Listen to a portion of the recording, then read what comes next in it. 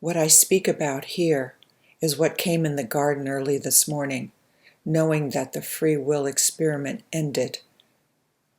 And as of now, June 14th, 2020, the free heart experiment is in play.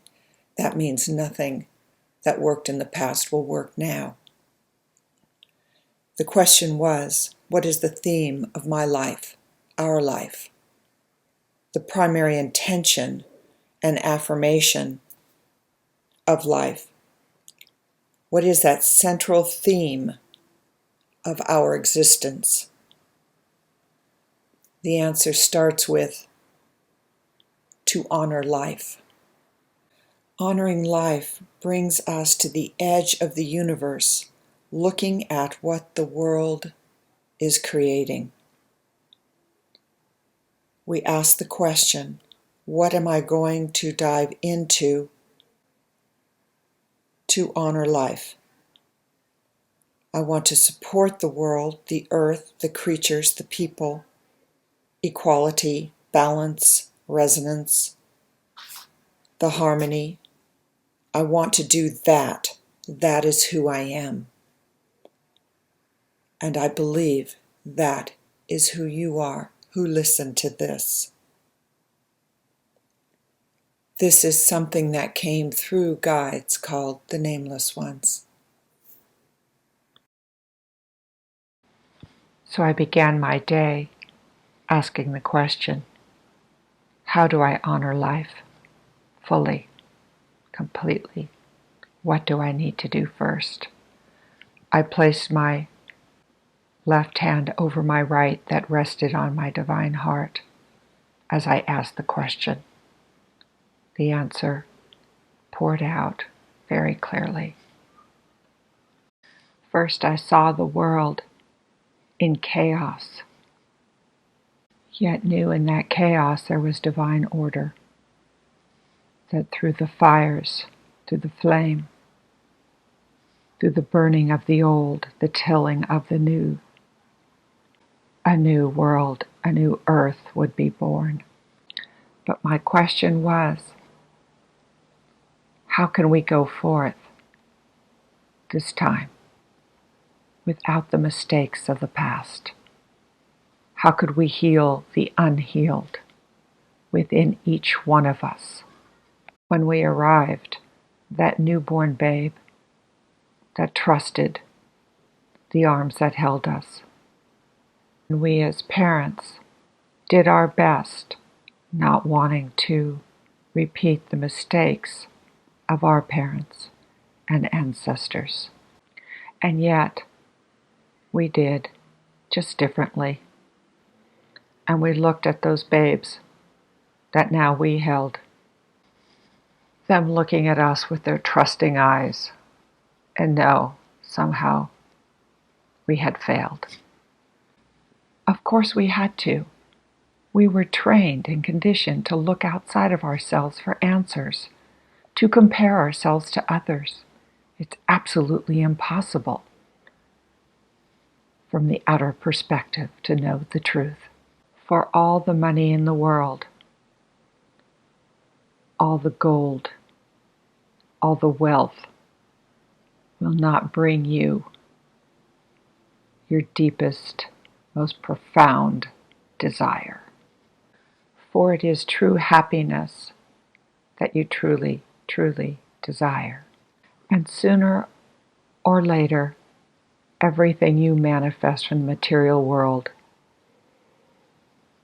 is taken for granted, and sometimes a disappointment.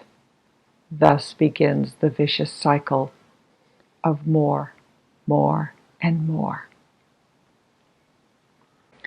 I can promise you, you will never, ever find what you're truly looking for if you keep looking outside of yourself. And I can also promise you that there is no soulmate out there that will complete you.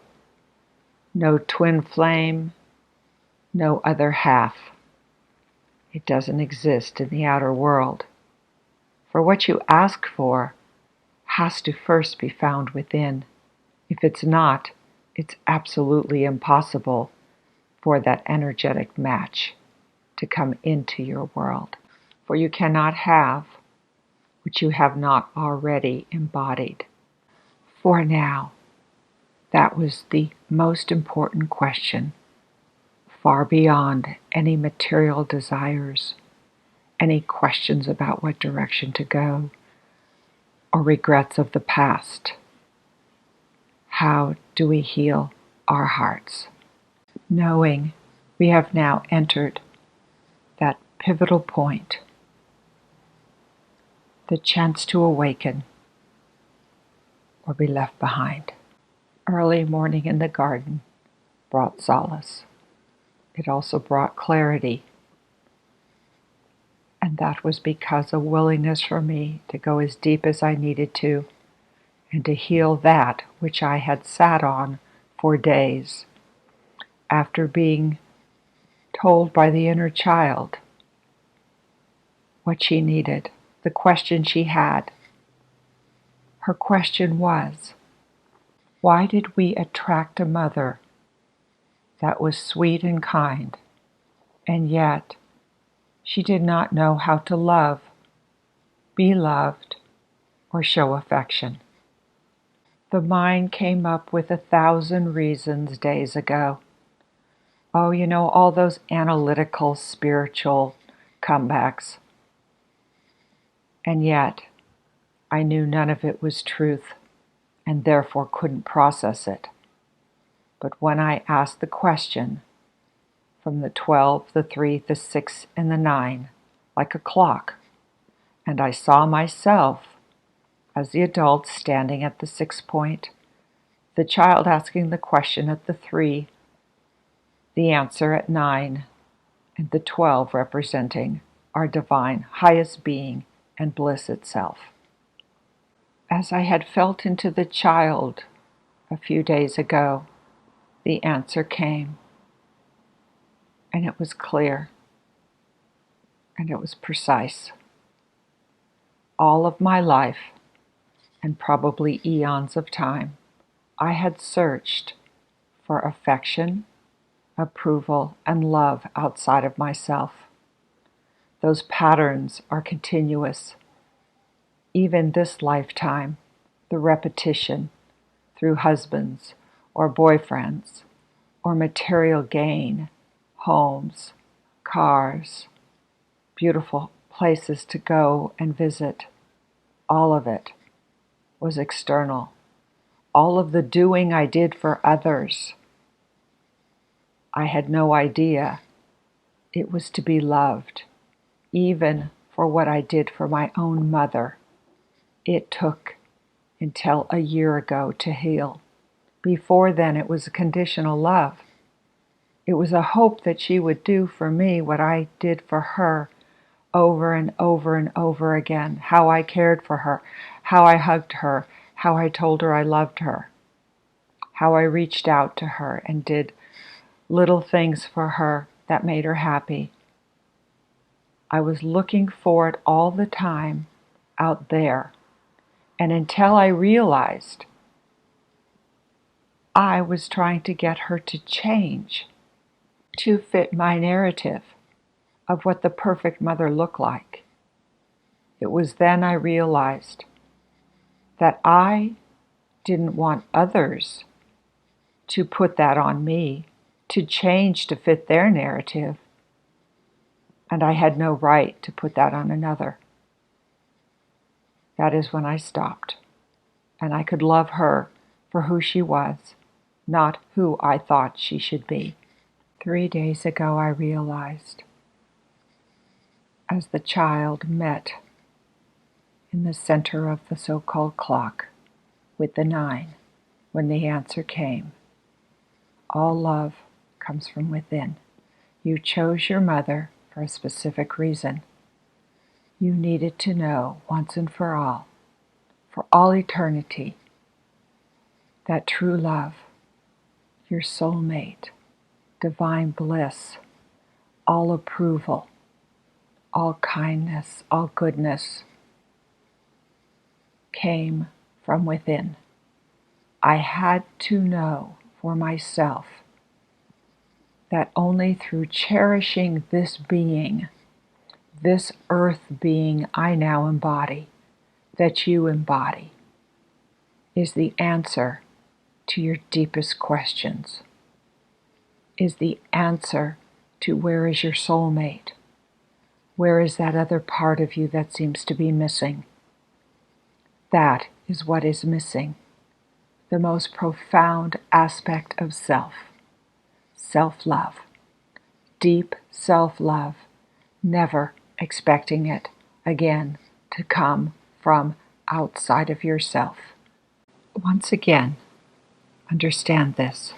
It had to stop that external search. The search had to reside within. How to love the self so profoundly, so affectionately, so non-judgmentally, so accepting of the light, the dark, the good, the bad, the right, the left, all of the illusions fed by some source over time, over eons, to realize the only place anyone can find true love, their soulmate, their twin flame, was within their divine heart, honoring every aspect of the true masculine feminine that resides within. And when we catch ourselves in judgment, we love that part. When we catch ourselves shaming ourselves, we love that part. When we find that we are looking for approval unconsciously and catch it, we love that part of self. As we integrate and weave all light, all darkness within ourself through true acceptance, through true love, true divine love, with the masculine feminine within, resting in the divine heart, that is when we will truly know and have everything we have ever truly desired, far beyond materialism, with true love and acceptance. And in that, all drama will cease. 4. In that moment, I saw the child as the 3, the 9 as the answer, the 6 as my earth self, join in the middle, the center of the so-called clock.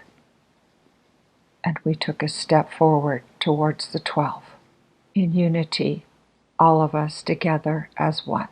So now starts the real journey, loving myself, and I offer this to you also, loving yourself so fully, without remorse, without restrictions, without judgment. Say goodbye to shame, unworthiness, not good enough. That is the past.